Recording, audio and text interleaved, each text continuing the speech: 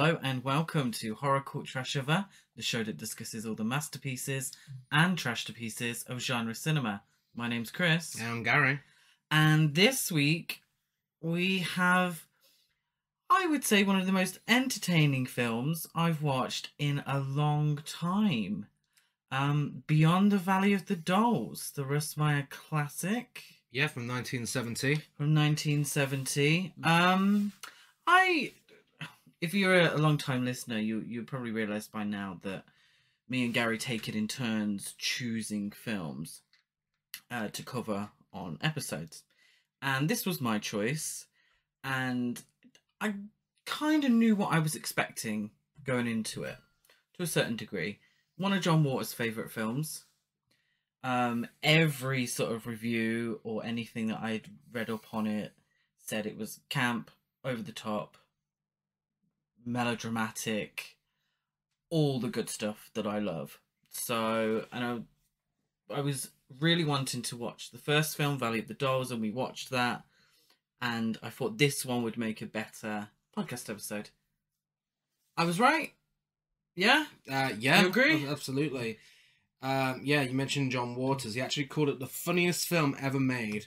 Yeah, for me, it's very, very rare that a first-time watch for the podcast, a film we watch for the first time, just for the show, becomes one of my favourite films, but this is definitely that case. I didn't know what to expect from it. I expected camp, but that was it. But yeah, this is one of those films where there are certainly some issues. I feel like issues approached with a good heart, but executed messily because it's 1970. But it's one of those cases where you can overlook it because of how good the rest of the film is. And this is quite a big comparison, but sort of like Psycho and Silence of the Lambs, how there's very obvious issues in those films. But because they're so fucking good, because they are masterpieces, it's so easy to overlook them. And for me, this is definitely falls into that category. Yeah, I think it can sometimes be easy to judge films based on 2022. Based on 2022, this is really iffy.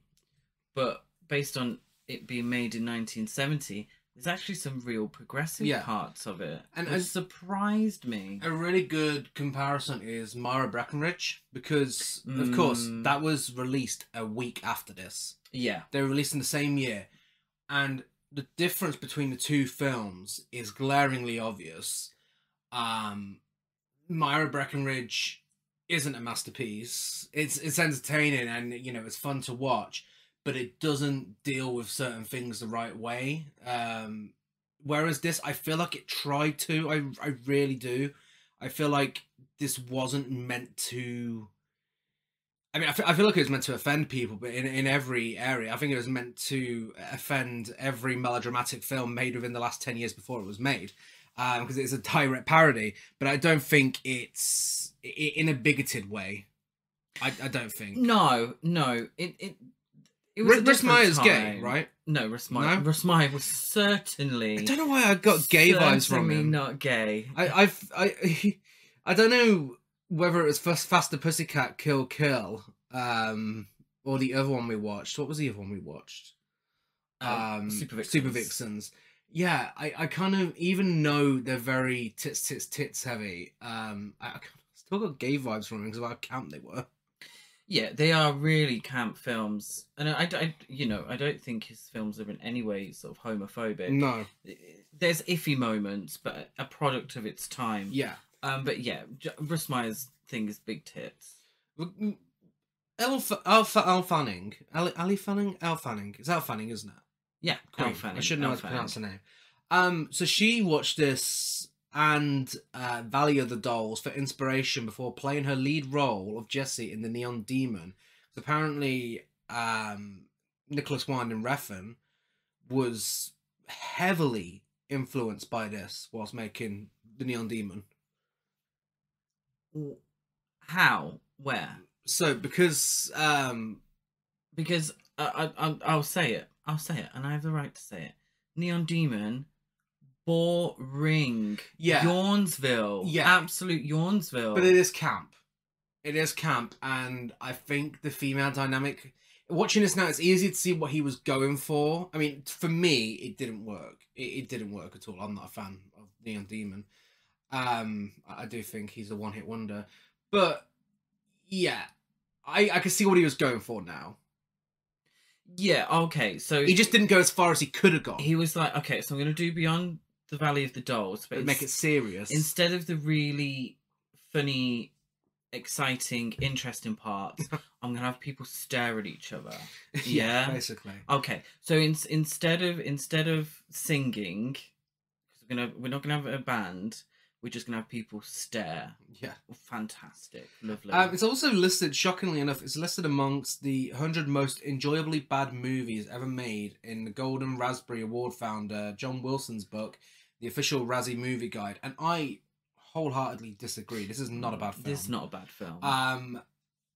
There's some debate to be had as to whether the first film is bad or good. It's difficult to tell if it's intentionally the way it is. Well, I say the first one, it's technically not a sequel, but Valley of the Dolls, it's difficult to tell if it's going for bad or going for good because of the way it is. It's entertaining, but it's so much more messier than this.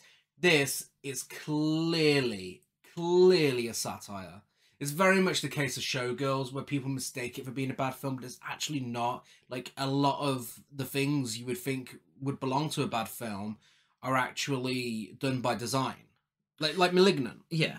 Yeah, and I suppose if you're fooling people, then you're doing a good job. Exactly. And the person fooling everyone was Russ Meyer, written and directed by him.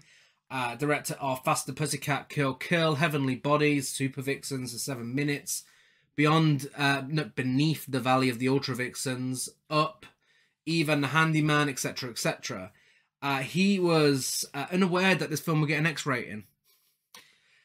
Fox executives had intended for the film to be a hard R, and Meyer omitted significant amounts of nudity and sex from the final edit. But it's been said that Meyer wanted to add much of the footage back into the film following the X rating to make the most out of it, but there wasn't enough time to do so. Yeah, it's probably a bit milder than his later films, to a certain degree. Racier than Faster Pussycat Kill Kill. So it's kind of his films, from what I can tell, kind of do go on a journey and get racier and racier as the times allow, racier and racier. Like something like, I think Faster Pussycat Kill Kill, which, if I remember correctly, had no nudity whatsoever in it. I don't know. Had I don't think it did, no. Actual nudity. But yet we found a suggestiveness. But yet we found it in the adult section in CX. Exactly. Faster Pussycat Kill Kill, I'll say it now, is one of my favourite films of all time. Yeah. That was milder compared to this. But this was milder compared to Ultra Vixens. Yeah. So, yeah, I don't see now, in 2022, why it would have an X rating.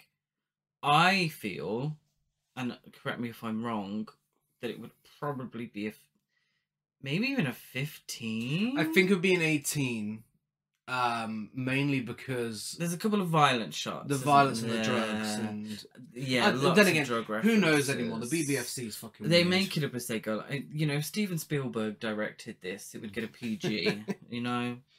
In a bizarre series of events, co-written by Roger Ebert. That's right, known for hating most films we cover on this podcast.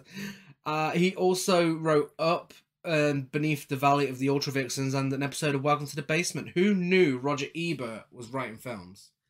I knew that Roger Ebert had written this film, but until we started the podcast, I didn't realise that I disagreed with Roger Ebert so much, and that Roger Ebert was kind of prudish. I don't know if that was something he maybe put on to appease his target audience. Well, what's really interesting is how his future TV co-host, Gene Siskel, panned this film when it was first released, giving it a 0-star rating and naming it one of his 20 worst films of 1970. And of course, 5 years later, they were partnered for the TV program Sneak Previews. Yeah, I later think renamed at the movies. Gene Siskel, I feel, didn't get it. Mm. I think if you didn't get it. I also think that maybe Roger Ebert wrote this in maybe a snarky way. Like, because it's a parody, it's a satire. But maybe his kind of satire was more snarky towards the melodrama. Yeah. And then Russ Meyer because it's very much a Russ Meyer film. It is. Very much so. He came in and made it into what it is. Mm-hmm. More fun, entertaining. The ending wasn't written until filming. Yeah. You know, so and that's one of the most entertaining parts, that you know, crazy ending. So maybe it was a snarky comment on melodrama and the original film, which I think was critically panned. It was. Yeah.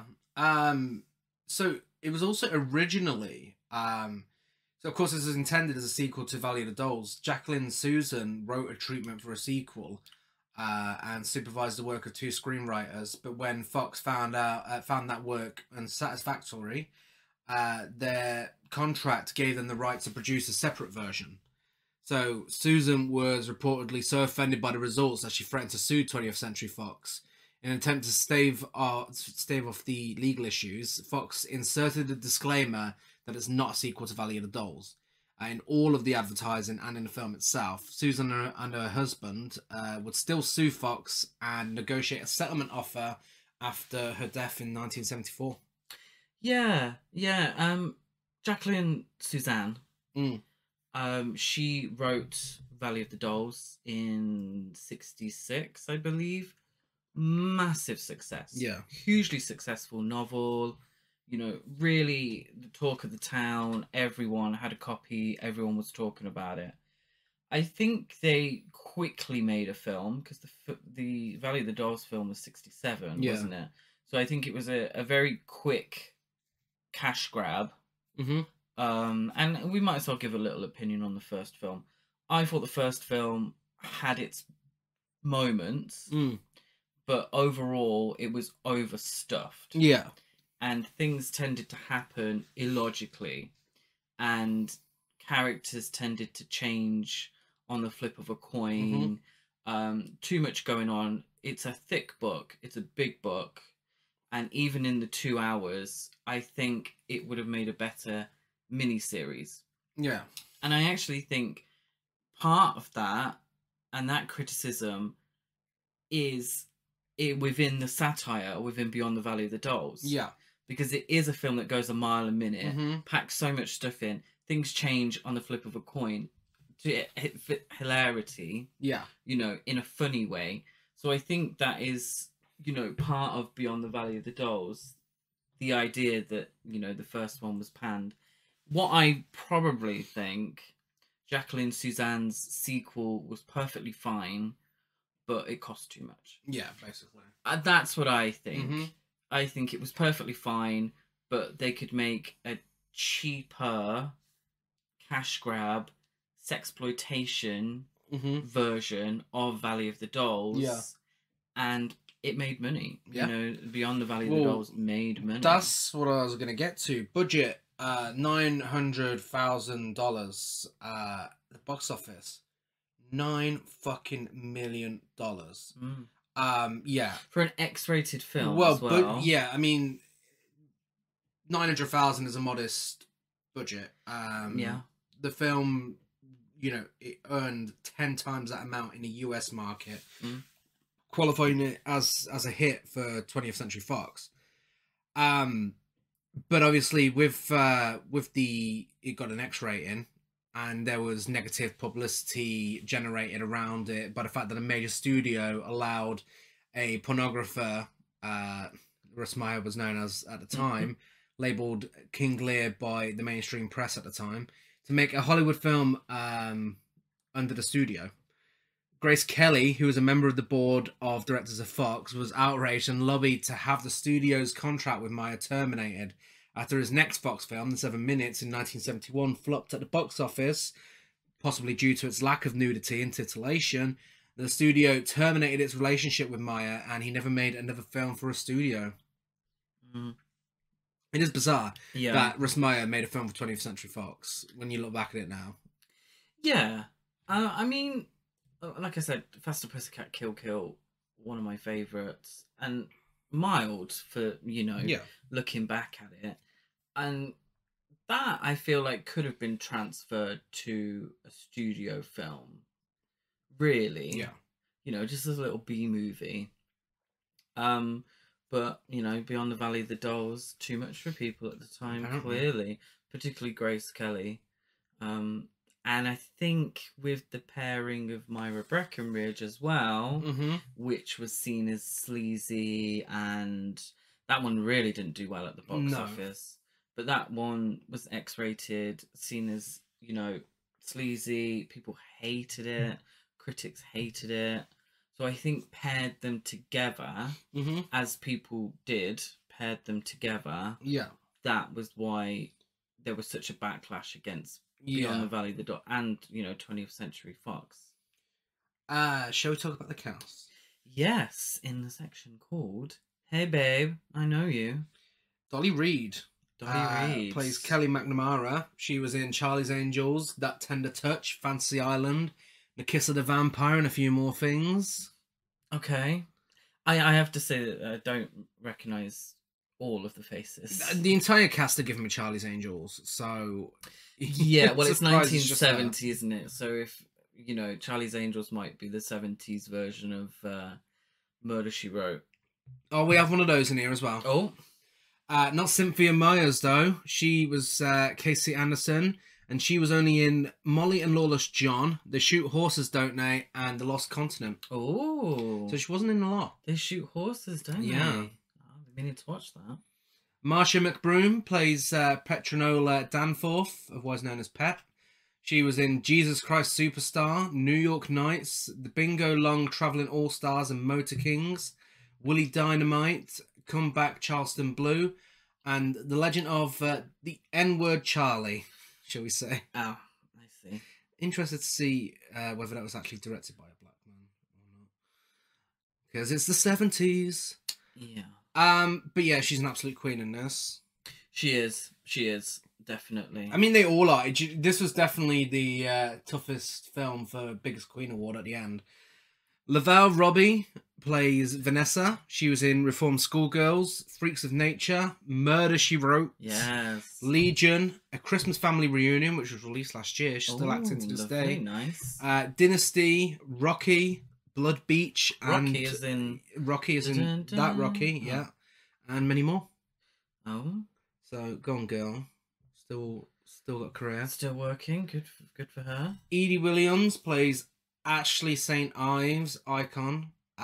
She was in Chained Heat, Nudity Required, The Naked Kiss, Bad Girls from Mars, The American Scream, Man Killers, Hollywood Hot Tubs, The Happy Hooker Goes to Washington, etc., etc. I'm not sure if she was a full-on porn star, but she wasn't far from it, which makes her character in this film even better. Yeah. It's actually based on her. That's given me softcore career, definitely. And Phyllis Davis plays Susan Lake. She was in Terminal Island, Guns, Under Siege 2, Dark Territory, Exit to Eden, Fantasy Island, The Love Boat, Live a Little, Love a Lot. No, Live a Little, Love a Little. Oh. The Elvis Presley film. I see. Policewoman, and many more. Yes, Policewoman. She has a bit of a backstory, actually, with this film. Right. She auditioned thinking it was a sequel to Valley of the Dolls, but she and other actors weren't allowed to see the script. I see. After she was cast, she finally read the script and realised it was nothing like the other film, but it was too late to back out. She said making the film was such a horrible experience and that she came off looking so bad that she wanted to quit acting. Oh no. The producers of the series Love, American Style, released in 1969, which she was working on at the time, took her to dinner and talked her out of quitting. They told her acting was bad in the film, But so as everyone else says, it wasn't her fault. Again, it's by design. Who did she play? Susan. Oh, Aunt Susan. Susan. The only thing bad about that performance was that Priscilla Presley wig that she had on. Well, she and Russ Meyer didn't like each other after she got upset at him filming the scene where she runs naked in the desert. I personally don't remember this scene. What scene? That must have been cut. That must be one of the ones that was cut. Yeah. Originally, she was supposed to be wearing clothes, but when they arrived, they told her to forget her wardrobe and that she'd have to do it naked. She refused. After arguing for a while, she finally agreed to wear a sheer nightgown with nothing on underneath because she just wanted it all finished and so she could go home. So she had a terrible time. Did she play Susan? Susan. Because there's a sheer nightgown that Casey wears. There is, but yeah, this is Susan. Maybe they just had a sale on sheer nightgowns.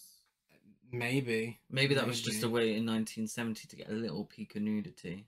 I recognised her IMDb picture, Phyllis Davis. Did you? But then turns out we only knew her from Terminal Island. Did you get Charles Napier? I didn't get Charles Napier. He's in this rather briefly, playing Susan's love interest. He was in a few Russ Meyer films, but also Silence of the Lambs. Okay. He's one of the officers that gets killed in Silence of the Lambs. Someone else is in this as well. Pam Grier. Technically. It's known as her film debut. She receives an on-screen credit, and a photo of her in the first party scene was prominently featured in a 1970 Playboy layout of the film. Her one line of dialogue was cut, and she only briefly appears in that scene as an extra. Marcia McBroom was roommates with Grier at the time and got her a role when she was cast in the film. And when she delivered her line, she attempted a British accent and was not given a chance to do another take. Why, Pam Grier? Why would you do that? One of my favourite pieces of trivia ever. So weird. Was in Beyond the Valley of the Dolls. Pam Grier got cut because she tried a British accent. Please, someone. Is this like lost media? You know, please someone find the footage. I would like to see that. Release the Pam Grier cut.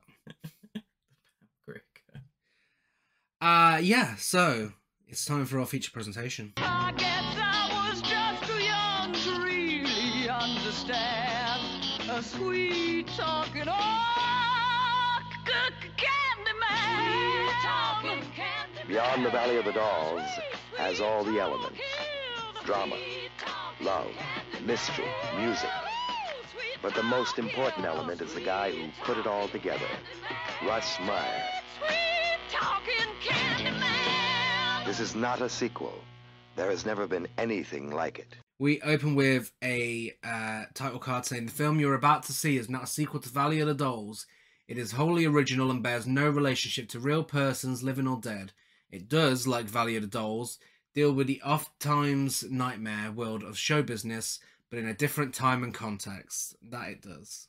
Yeah, so I got in my notes, I said, so what you're saying is Jacqueline Suzanne wrote a sequel that you didn't like, probably because it would have been more expensive, so you got Russ Meyer to make a cheap softcore sexploitation film that could cash in on the name you had the rights to. Yeah, that should have been the alternative. That should have been. But I think I'm going to take that back a little bit. I think cheap softcore sexploitation film is a bit harsh, actually. Yeah? I think that's a little harsh. Yeah, I think so. There's a bit more to the film than that. You know, obviously that was my first note at the beginning. But yeah.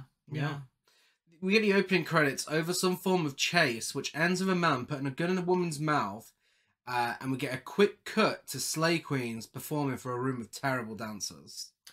Yes, so she's being chased around some sort of mansion or something by a man in a Nazi uniform. And then she awakens with a gun in her mouth, screams, and that transitions into the absolute banger, performed by our three queens, the Kelly Affair, as they're known. So it's Kelly McNamara, Casey Anderson, and Petronella Pet Danforth. Yeah, it's given me Josie and the Pussycats. Yeah. It's the song is called "Find It." They're performing it at the Westmont Senior Prom. Yeah. The chaperones at the prom are not impressed. No. Because they're idiots. No one can dance. The prom is stale. It is. It is. They've got a performance of a lifetime right in front of them, and no one could give two shits. Yeah.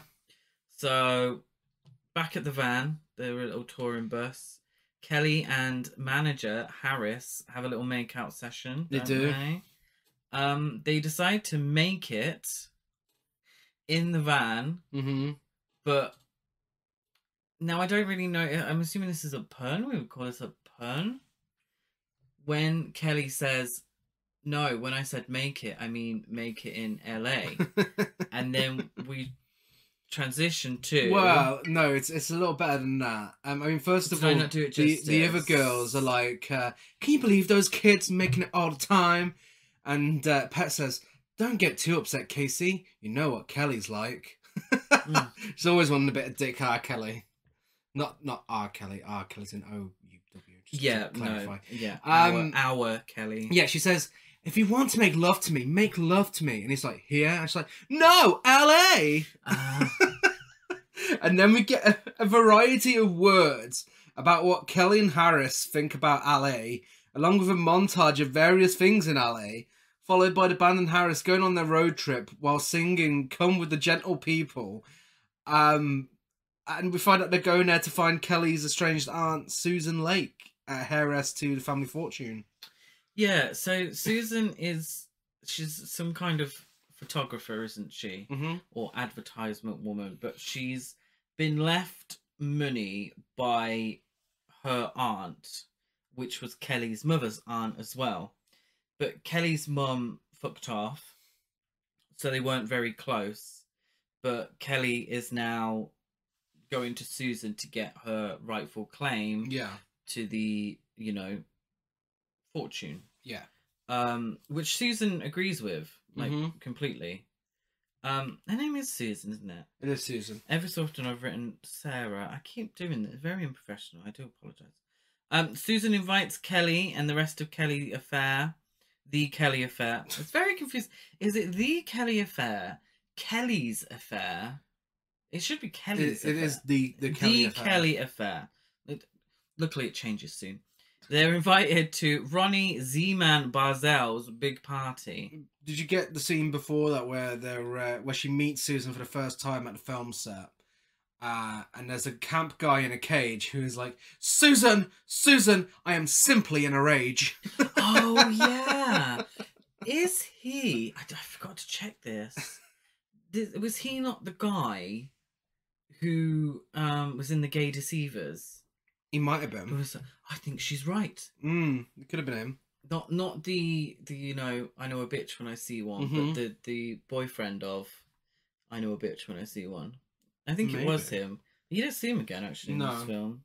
What a waste of talent. Waste of talent. Yeah, we're also introduced to Porter Hall, the sleazy financial advisor for Susan, who discredits Kelly as a hippie to dissuade Susan from dividing the fortune that he wants for himself.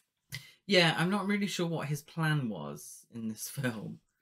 He just wanted the money. He wanted a cut of it. Does he get a cut of it? Was he going to steal from Susan? I don't really get it. Well, this is a bizarre series of events. A bizarre series of events. So this is our first party scene in a film with lots of party scenes. We're not including the prom because it was boring.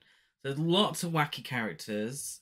It plays a little like a skit. Like, is it Martin and Rowan's Laughing? It's like Lady Street Fighter, the party scene in... Yeah. But it cuts to different characters, wacky characters, partygoers within the scene. So, a few highlights are the hippie lady who tells her fella, whoever it was, that he's a moon child, and he says, "And you're a bitch." Is that for no reason? Is that Rita from Corrie if Rita was cast by John Waters? Yes. Yeah. Yeah. No. Rita from Corrie Are you talking about The one with the red hair. wig and no teeth? Yeah. So the older lady, red wig and no teeth, says it wasn't long, but it was 4 inches thick. Yes. A man comes up to Susan, I don't know who it is, and is introduced to Kelly, and he says, "Every inch as ugly as you are, Susan, must run in the family." Oh, it's Z-Man.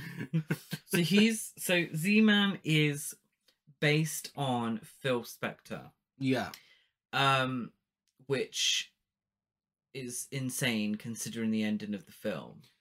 Yeah, and they were told they got it spot on as well. They were told they got it spot associates.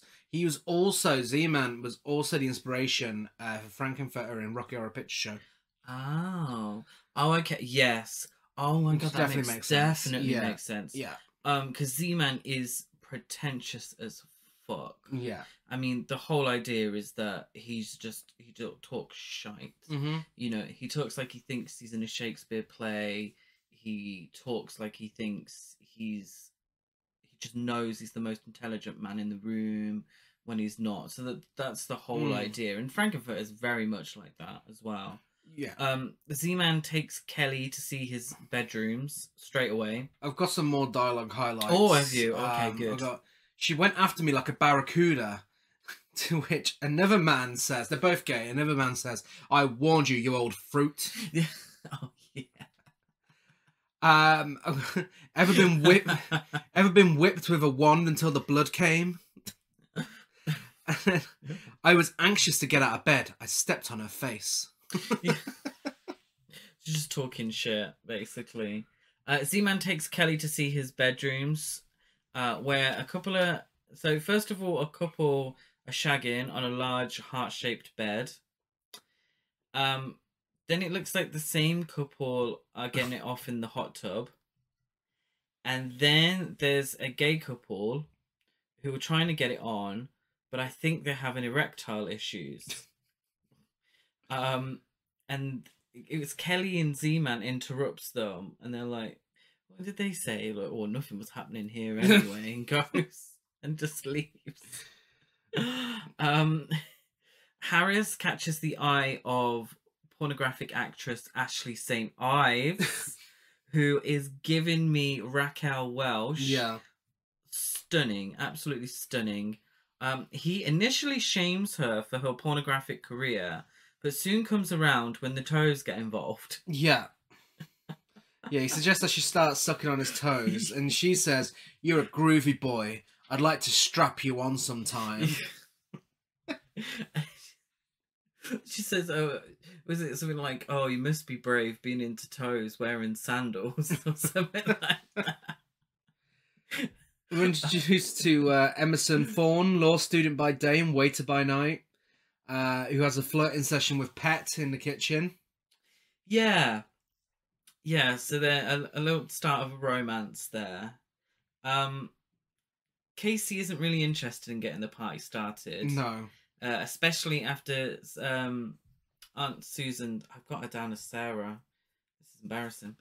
Susan's financial advisor, Porter, mentions Casey's father as a senator. Casey does catch the eye of a female guest, Roxanne, who invites her to her studio the next day.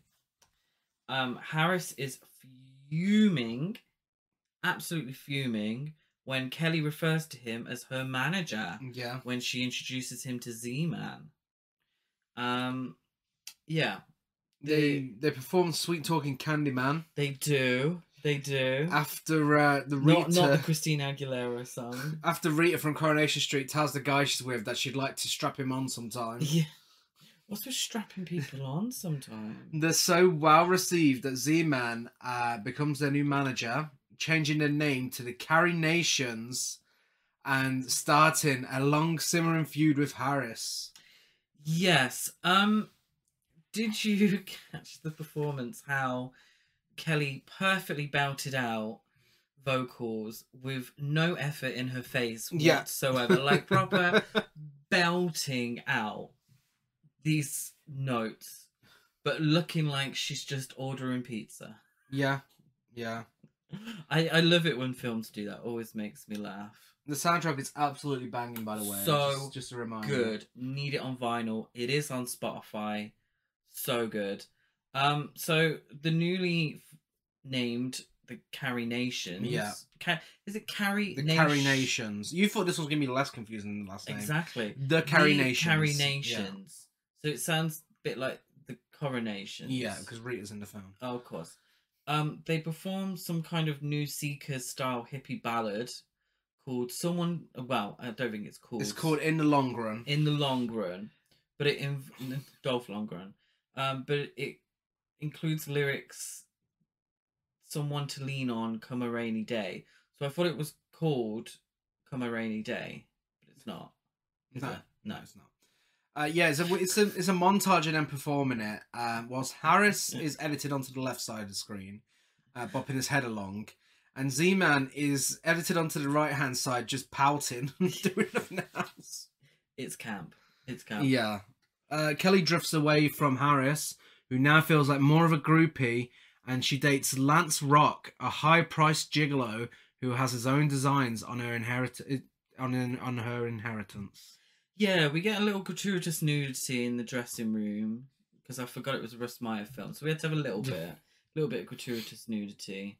Yeah, Kelly leaves Harris behind on the way to the top, but that doesn't mean much for him.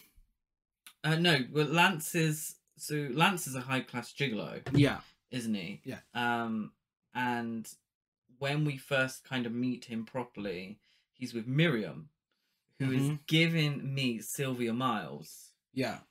So I don't know if this is a direct reference because the times are quite close, but Midnight Cowboy was released in 1969, which was about a male gigolo. Okay. Actually, doesn't gigolo just mean male anyway? Anyway. Yeah. A gigolo. And starring Sylvia Miles. So I think this is a reference. It's definitely giving Midnight Cowboy energy, which I found funny. Yeah, Harris doesn't have much time to grieve over losing Kelly because he's seduced by Ashley St. Ives in her car. She constantly reminds him that they're in a Rolls Royce, and their backseat sex scene is intertwined with Kelly and Lance's sex scene. Is it a Rolls Royce or a Bentley? Or does it's she Chris. She says Rolls fucking 1,000 times in that car. I thought it was a Bentley. No, it's like, have you ever done it in a Rolls? Have you done it in a Rolls? Oh, we're doing it in a Rolls. We're doing it in a Rolls. Oh, have you done it in a Rolls? You're losing your Rolls virginity, like, constantly. Lance admits that he has a thing for Aunt Susan. Rich older lady. Come on. Definitely has a type. Susan looks the same age as everyone else in this film. It's true. It is true. Found it difficult to believe she was older. It is true. One bad wig does not an old lady make. He warns Kelly that Porter is after her money. But I also think Lance is after her money as well. Well, he tells her at first that he's not. But then when she says she's telling Aunt Susan to screw the money, he's like, oh, no, that's a terrible decision. You don't want to do that. Yes. The next day at Susan's office, Porter has a go at Susan and Kelly again. Yeah. Kelly says, I'm a capitalist, baby. I work for my living, not suck off someone else. Yeah. Pet and Emerson have a study session during a picnic date. Yeah. That leads very quickly to a literal roll in the hay. Yeah. This may be where it came from.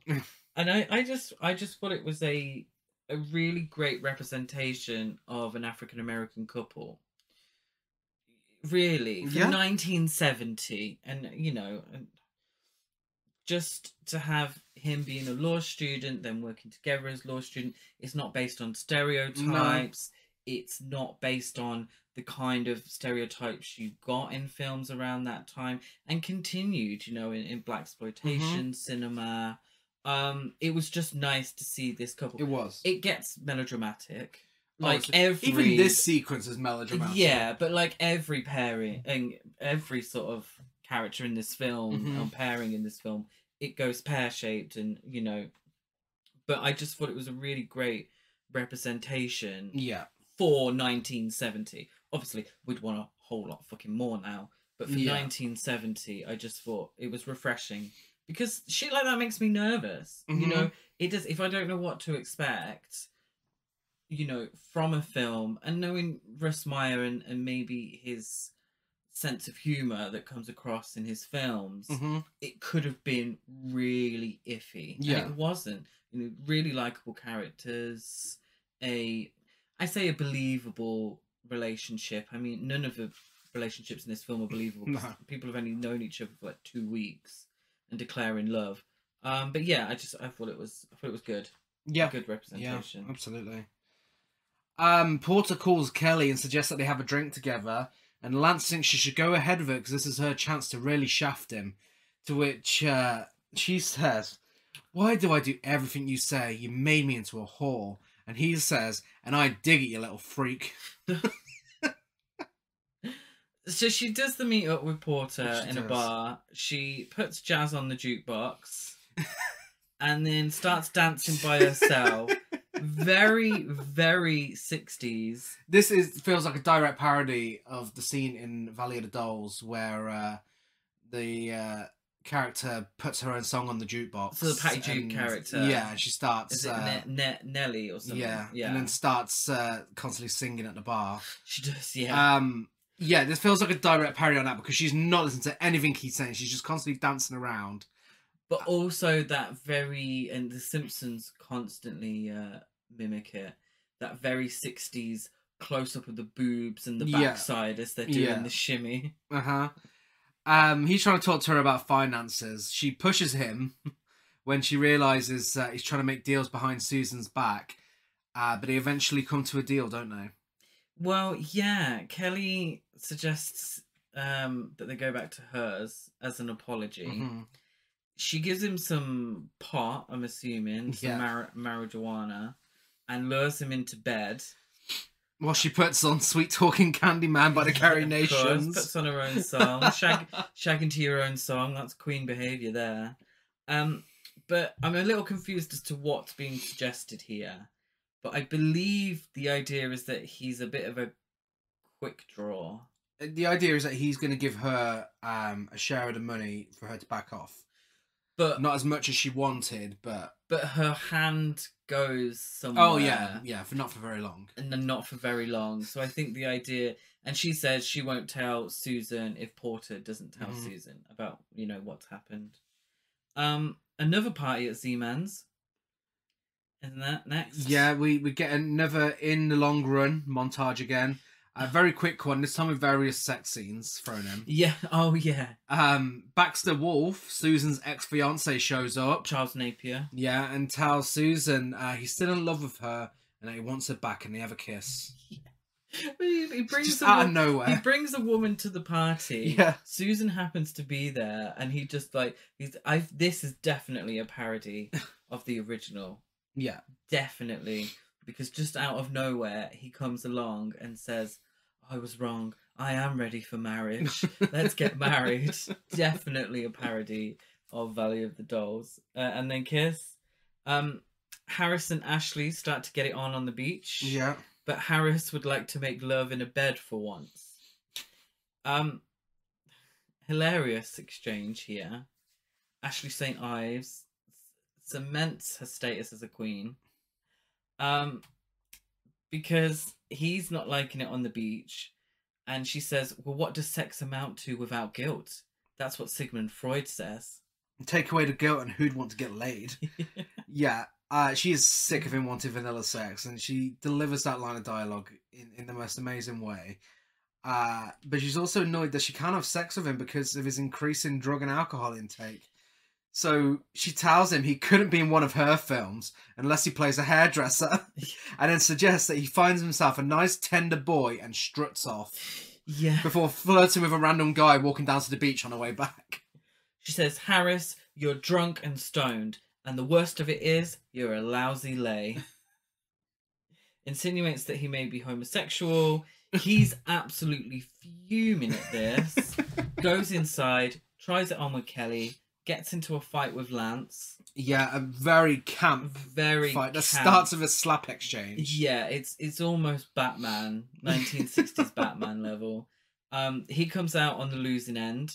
He does. But Kelly is fuming with Lance Yeah. and tells Lance to fuck off. She does. Amongst all of this, we're also introduced to Randy Black, a heavyweight champion and a friend of Lance's, who shows up and takes a liking to Pet, who tells him she already has a boyfriend, but they have a dance together. They do have a dance together. Kelly tells Porter to fuck off too. Yeah, first of all, did you get what she said to Lance? No. Big lover, big man, Dundee Lance. Yeah, I didn't get that down because I don't know what Dundee Made no sense. means. What does Dundee mean? I have no idea. But then Porter's like, Miss McNamara, remember? And she's like, Mr. Hall, take your $50,000, lover. And then slaps him and storms out as Susan arrives. Very dramatic, very over the top, very camp. The eyes are popping. The eyes are popping. Yeah, so Susan finds out and fires Porter. Z-Man reads Lance to filth. Everyone's reading Lance to filth, but Z-Man really lets him have it. Yeah. He reads him to filth over his hustler ways. He says, do you run an audit on their books first? or do you get with them on faith? Then he seemingly suggests that they get together, which results in Lance punching Z-Man. Yeah. Pet feels bad for Kelly, and Randy gives her a motivational speech about life to comfort her. Yeah. Oh God, yeah, this was really a bit preachy, wasn't it? Like, yeah. Harris looks. I think that was a parody of. If I read somewhere, I think he was based off Muhammad Ali, and I think Muhammad Ali was obviously very talkative. Yeah. And I think this was kind of a parody of Muhammad Ali and, you know, how he talked a lot. Yeah. I mean, he said good stuff, but, you know, he did talk a lot. Harris looks for comfort from Casey because Ashley accused him of being a homosexual and a lousy lay. This is definitely 100%. This is a parody on the first film and the weird little bits of homophobia from some characters that we got in there. Like the main male character in the original, who was really homophobic. What was his name? But was massively camp himself. Oh, I can't remember. But yeah, this is definitely And the one thing about the original that I must say is every man looked exactly the same. Every single man looked like they were trying to be Rock Hudson. Yeah, this is definitely a play on that though. Casey gives him some pills and they have a one-night stand. And Harris gets her pregnant. But we don't find it out till a little later on in an amazing scene. Pet sleeps with Randy. Emerson comes home early and catches them in bed together. To which Pet doesn't even try and defend what's happening. She just keeps saying, I thought you were studying for the day. I thought you were studying. And Randy says, I guess he didn't take it too well. Yeah. So she throws him out. In a bizarre series of events, Randy attempts to leave, but Emerson stands in his way. So Randy runs him over and he's thrown into a flower bed where he has a very melodramatic scene whilst Pet holds him. It looks like this entire sequence is like Douglas Sirk on speed. It really is. This is like the house where they're at and the flower bed out front and everything. Really, it is like something out of a Douglas Sirk film. Absolutely. It's hilarious. Absolutely. It's so melodramatic. And Pet declares her love for Emerson after only knowing each other 2 weeks. Because in the previous scene, Casey and Harris were, you know, saying about how they're fed up of 2 weeks of being in LA and all the booze and drugs and shit. So after 2 weeks, she declares her love for Emerson. Because he's just been run over by a car. Does he appear injured in any scene after this? He leans over slightly in his next scene because I thought he was dead. Yeah, I thought he was dead. But the next thing you see him, he's like leaning over slightly, but then quickly gets over it. Casey is fuming. I've said fuming a lot. Casey is fuming when she realizes she slept with Harris and blames him for taking advantage of her while she was passed out, which is really fucking iffy. Yeah. Because, spoiler alert, Harris is not punished for this. No, he's not. No. By the end of the film, he's not punished for this. No. So it's insinuating that he raped her. Well, it's not insinuating it. It says it. Yeah. Roxanne says it later on that he raped her whilst she was asleep, which is really, really iffy. Yeah. Not a good part of the film. Not cool. No. We get a montage of the Carrie Nations performing Look On Up at the bottom, whilst Z-Man has a happy dance on the left-hand side of the screen, and Harris looks sad on the right. Yeah. Well, no, this time it's swapped the other way around. Yeah. The Carrie Nations go on a talk show and perform Find It as a thank you to Harris for getting them to where they are. Did you notice the lyrics on Look On Up at the bottom? No. It's one long reading session. So it's essentially saying you got nothing, your pockets are empty, you're looking up from the bottom, looking down on love. Harris smashes a shop window with the Carrie Nations album displayed, and then Carrie Nation perform Find It as a dedication to Harris on TV. So camp, because the camera pans up and we see him in the rafters like the fucking Phantom of the Opera watching them. He jumps down from the rafters onto the stage in an attempt to kill himself. We then cut to Dr. Scholl.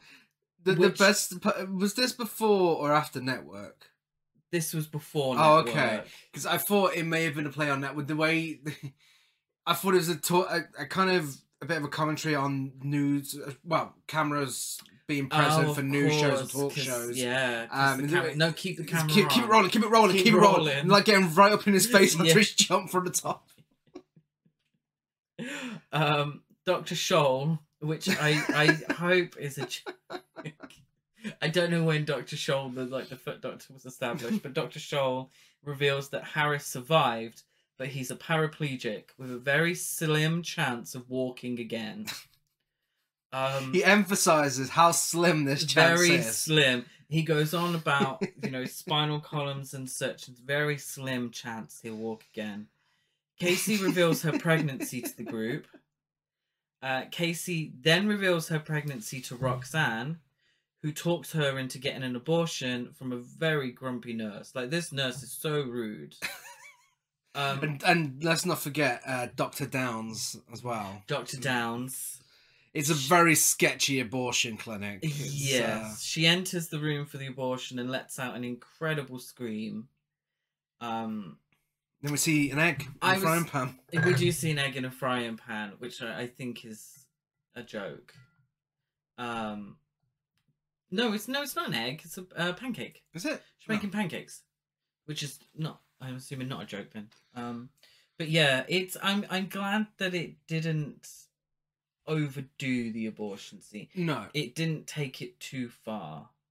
I mean, on a serious note, it highlighted how sketchy abortion clinics probably were at that time. Absolutely. Although it's a comedic scene, it's still very much grounded in reality. Yeah. For that. But also, it didn't even take a second to frown upon abortions. It was an actual realistic option, and she did it. Yeah. Yeah, she didn't necessarily want to do it, but for what she perceived to be the greater good, she did have the abortion. Yeah. From a situation that, proves why abortion should be available and why all this shit going on in America currently is bullshit. Considering how she got pregnant. I'm not massively familiar with the American policy. I don't know if this was... I'm assuming this was after Roe versus Wade or before. I'm not sure. But it's around the time where that conversation was happening. Yeah. I think it's interesting because it's part of the original film, Valley of the Dolls, that is kind of not dealt with either. It's not massively dealt with in this. But this is kind of one of those, because it's a parody, you kind of they're throwing everything in there because melodramas throw everything in there. You know, look at a John Waters film. Yeah. It throws everything in there. So I can't sit here and say, well, it doesn't deal with it properly when that wasn't maybe not the intent or the purpose. I think just including this alone says enough. Yeah. You know, the fact that literally not even after this, no one is looking at it like a bad thing. That she got an abortion. No one. No, well, it's never mentioned. But exactly. After. But that's how it should be. You know, it should be normalized. It should be a very normal thing. Yeah. You know, that option to be available. And I really, for a film in 1970 to deal with it that way, I think that is really progressive. And I feel like it is dealt with in a very John Waters kind of way. I feel like if John Waters was to include an abortion in his film, it would be exactly like this. Yeah, she's a character that's not shamed for it. No. It's not the ideal situation. My issue is with, you know, how the character of Harris is treated. Yeah, that and is I an issue, don't. yeah. And I think it's in many ways accurate to the time and to now that Harris gets away with it scot-free. Yeah. But I don't think that was the intention. Because maybe it would have made it a little clearer. Yeah. If the intention had been to show that all of it was put on Casey in the end, then I think it probably should have or could have emphasized that more to make it clearer that we're seeing Harris get away scot-free with his actions, which I don't think that was the intention. No. Even though that was probably very accurate to the time, I think it could have said something about that and about how wrong that was. Pet and Emerson are celebrating a week of now being engaged. Yeah, they are. Randy dramatically shows up and tries to ruin things. He and Emerson have a campfight, and the delivery boy shows up with roses. Randy throws them onto Emerson and tells him he's thrown in the towel and just leaves. Yeah, well, he throws in the towel because Pet threatens him with a knife. She does, yeah. So she makes her choice. What Randy's fuming about is that he's just spent 30 days in prison. So, obviously, we're 30 days after him getting run over. So, and then a week. I'm trying to do the math in my I'm trying to do the mathematics in my head. So they knew each other 2 weeks before Emerson got run over. Yeah. So Emerson got run over 30 days after that. Yeah. So let's call that what? 4 weeks? 4 weeks. So they've known each other 6 weeks, got engaged after 5 weeks. That's okay. Yeah. I mean that's in keeping with definitely very any 60s Alfred and Hitchcock 70s. film. Yeah. Casey and Roxanne spark up a romantic relationship, whilst Harris is now in a wheelchair and Kelly's looking after him. Yeah, so Kelly feels very guilty. Has absolutely no reason to feel guilty whatsoever. Lance leaves the bed of an elderly woman to join Z-Man, Roxanne, and Casey at a dinner party at Z-Man's house. Yes. Z-Man is dressed as Superwoman, but not dressed as Superwoman. No, because it's a costume party and refuses to be referred to as anything but Superwoman. Casey and Roxanne are dressed up, but I'm not sure. Not sure. Not what as. And Lance is in his Jungle Boy outfit. He's in nothing but leopard print speedo. Because I'm assuming they weren't allowed to say Tarzan, but it's a leopard print speedo. Yeah, would speedo or Y fronts? I suppose the same thing, isn't it? Really. Casey and Roxanne get it on. Yeah, after some sort of spell is cast, and then they all have sex. Yeah, I'm not really sure what spell was cast. It was giving me a genre land for a bit.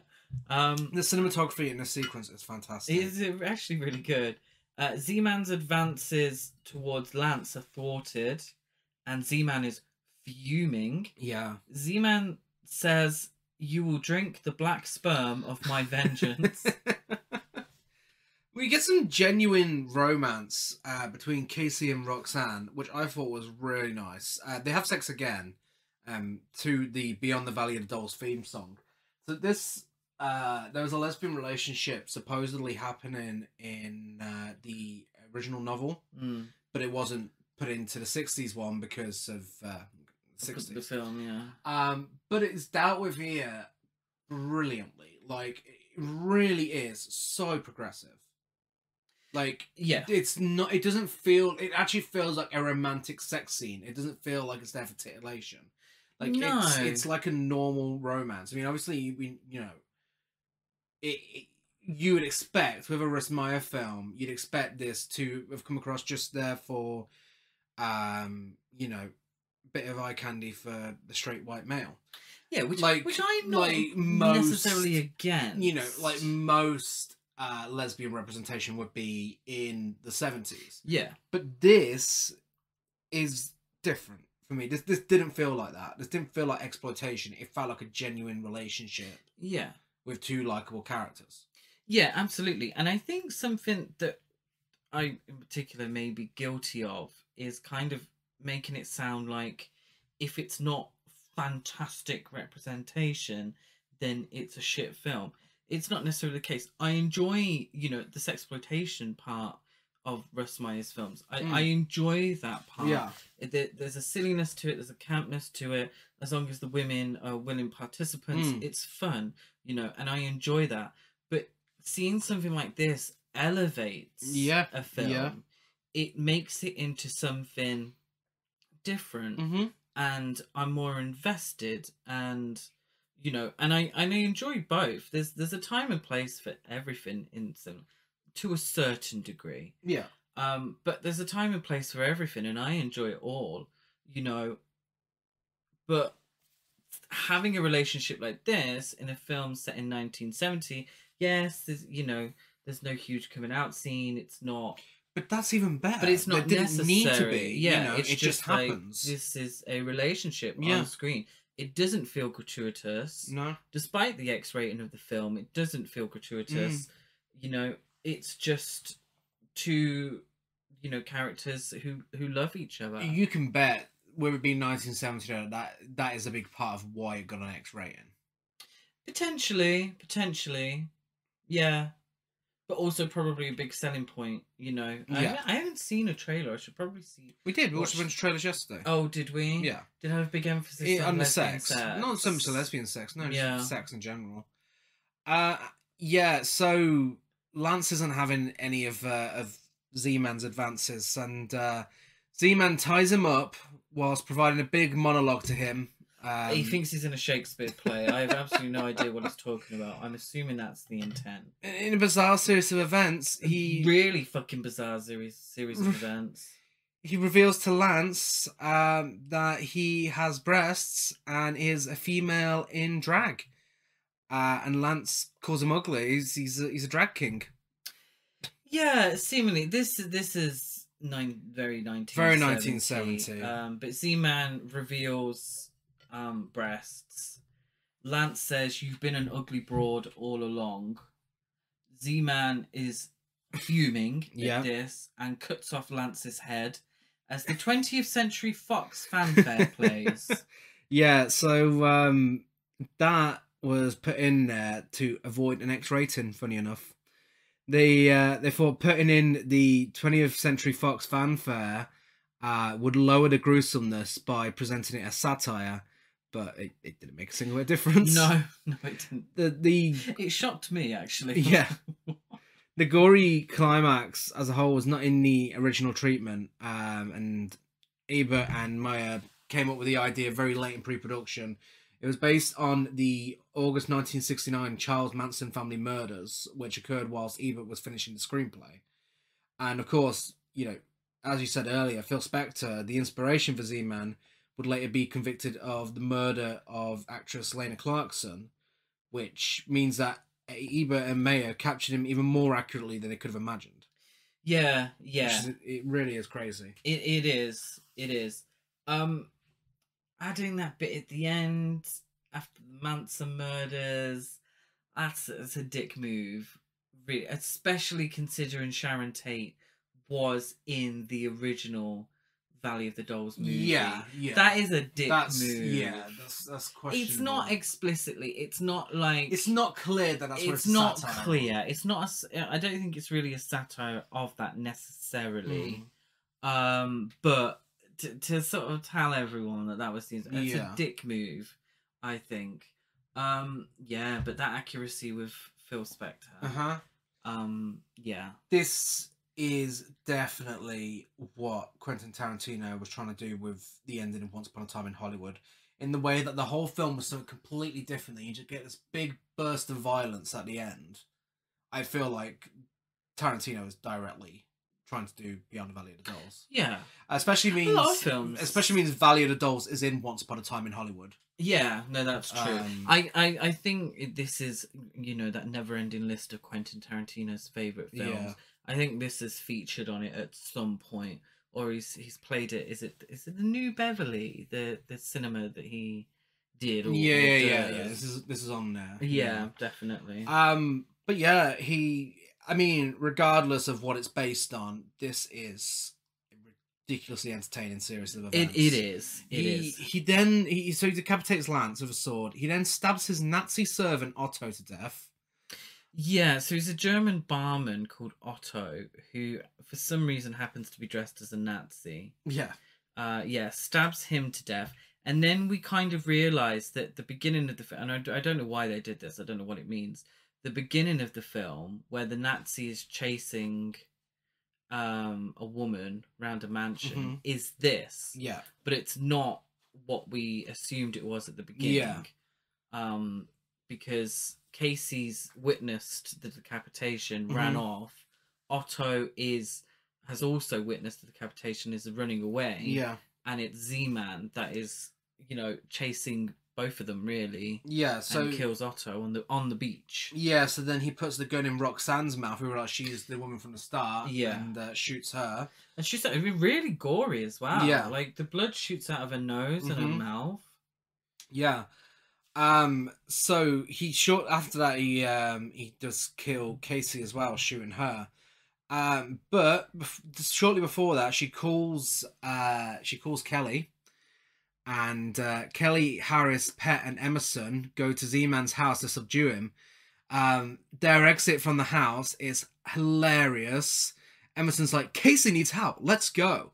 And it genuinely looks like something out of fucking Scooby-Doo, like the way they leave that house. It's given Scooby-Doo. Pet is shot during the big camp struggle. But just in the shoulder. Which ends in Z-Man's death. Harris is knocked to the ground out of his wheelchair. Yeah. And he starts to, going back to the toes, he starts to feel his toes moving. And suddenly he can walk again. My toes! I can feel my legs! So yeah, he gets a happy ending with Kelly. Not like the massage. Maybe at some point. But we get the voiceover tying up the themes of the film, and I do actually have it here. Am I okay to quickly go through it? Because I think it's very interesting in terms of the intent of the film. So it's an voiceover narration from Russ Meyer himself, and he says the act of death has caused another life to be reborn. So Casey dying, yeah, that's iffy. That's really iffy. Casey dying has allowed Harris to have a new lease on life and get his ability to walk back. Together we share the wonder of human existence, and let there be no doubt that all of us are brothers. There can be no beginning or ending that does not in some way touch another, for our actions affect the lives and destinies of the many. Which I think is interesting. I think it's very melodramatic. I think that's the idea, is that he's been very over the top with the themes of the film. Reaching out, touching me, touching you, Sweet Caroline. Please stop. He goes on to say, Z-Man, he forgot that life has many levels, and by choosing to live on only one, lost sight of reality. Ashley, men were toys for her amusement. Her total disregard for their feelings made love a stranger to her. Lance Rock, he never gave of himself. Those who only take must be prepared to pay the highest price of all. Porter Hall used his profession to mask selfish interests, to betray the trust that should have been sacred.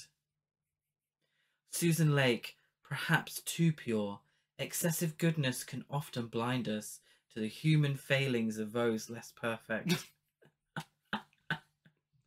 Emerson found that something as precious as love brings with it a demand for greater understanding. Casey and Roxanne, light and shadow. Theirs was not an evil relationship, but evil did come because of it.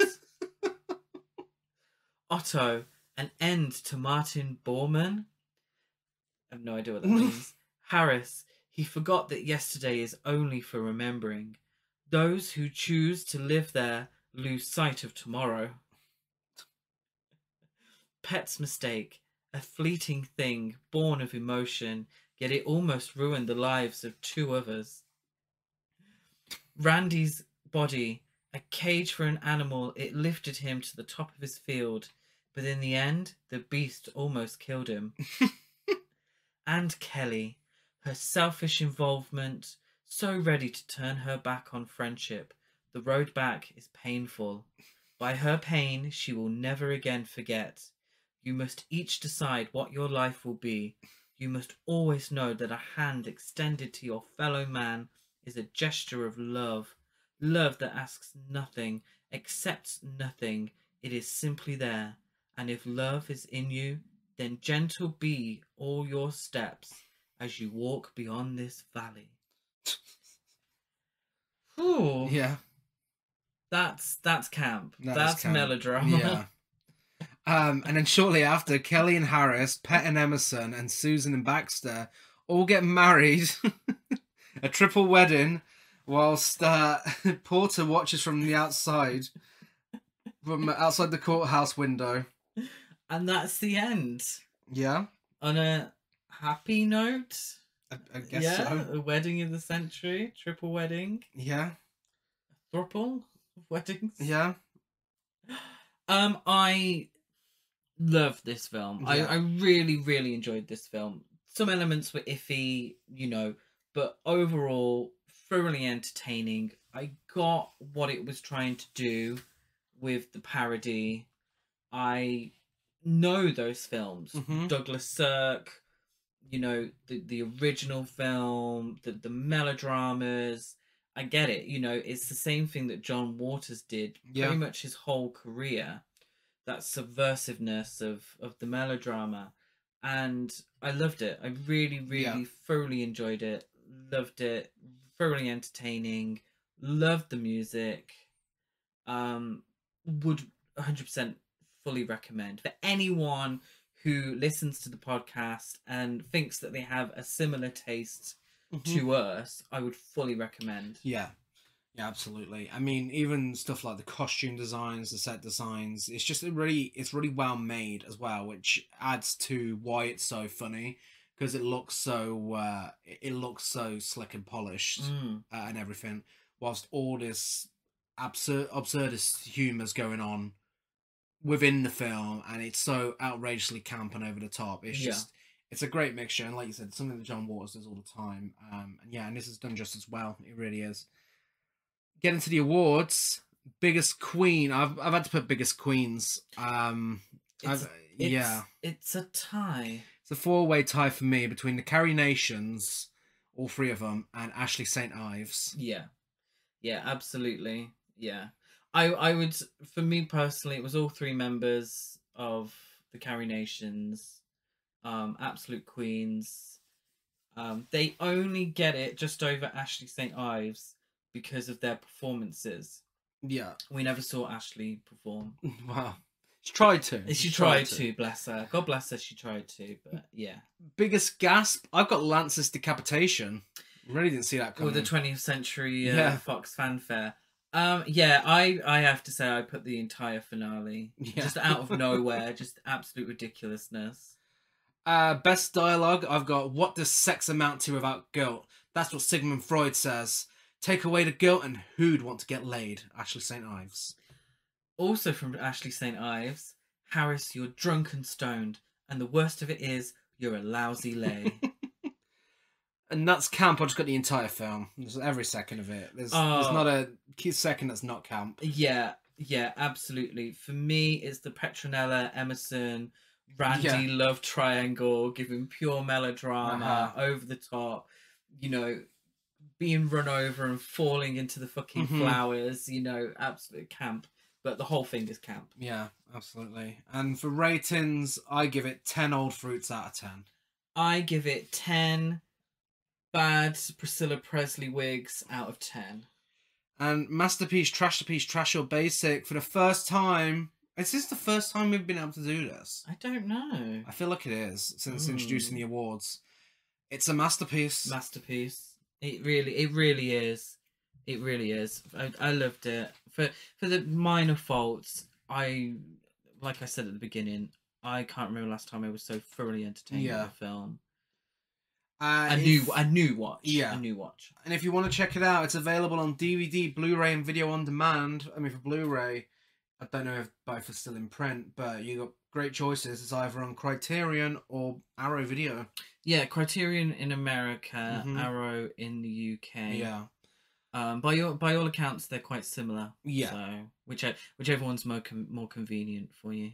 And if you enjoy this, I recommend checking out Female Trouble. Ah, absolutely. Why didn't I put that? I was hoping you were going to put my original choice. If you enjoyed this, I would recommend Faster Pussycat Kill Kill, the original Valley of the Dolls, and Myra Breckenridge. Yeah, that was my original one I was going to put. Definitely Myra also, Breckenridge. check out Written in the Wind as well, so you get a full picture of what's going on here. Yeah, I anything by Douglas Sirk, but Written in the Wind is his real masterpiece. Yeah. In my opinion. He's got a few of them, but his top masterpiece, Written on the Wind. So, if you're a fan of Beyond the Valley of the Dolls, let us know on social media. We're Horror Cult Trash over on Facebook and Instagram, and Horror Cult Trash on Twitter. I'm DelightGaz92 on Letterboxd, Gazmo205 on Instagram, and GazCruise92 on Twitter. I am Chris Barker823 on Letterboxd and Instagram. And give us a rate, review, and subscribe on iTunes. Like and follow on anything else. Give us a rating on Spotify. We're back on Friday. It is double episode week. And on Friday, we will be discussing and comparing both versions of the Amityville Horror. Yay.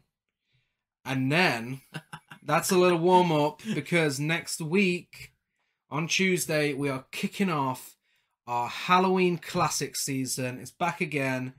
And we're discussing Onibaba. Yes. Another choice by me. And I fucking love this film. Is this the first... have we already discussed a Japanese film on the podcast? I don't think we have. I don't think we have. No, this is our first one. I think this is a perfect Halloween film. I really do. Yeah, we're bookending Halloween classics with Japanese films. Yeah, year. But I think this is a perfect Halloween film. And I'll tell you why next week. Perfect. Oh, that'll give people a reason to listen. Yes. So we'll see you on Friday. Bye. Same time, same place. I did the outro wrong. Oh, no. Same time, same place on Friday. You fucked up. Bye.